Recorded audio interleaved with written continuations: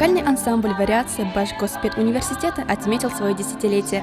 Коллектив был создан в 2006 году. Репертуар коллектива отмечен разнообразием русских и башкирских произведений, а также композициями иностранных авторов. За свое существование ансамбль завоевал многочисленные награды и сердца тысяч слушателей. Очень многократные лауреаты мы первой степени международных конкурсов и различных других республиканских, всероссийских в том числе. И есть и другие результаты, есть и лауреатство второй степени, третьей, все зависит от уровня конкурса.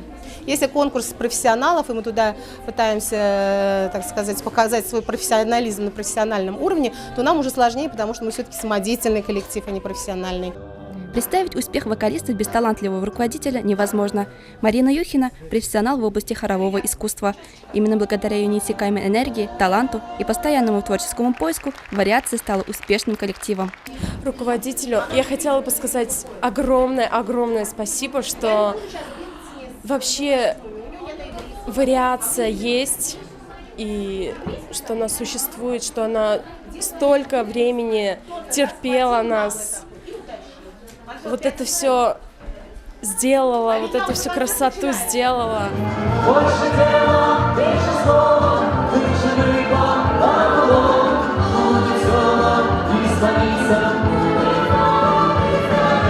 В принципе, за всю мою историю вокала, сколько я вообще пою, я смотрю на этот коллектив и понимаю то, что не сколько у них вот дружба, сколько слияние голосов.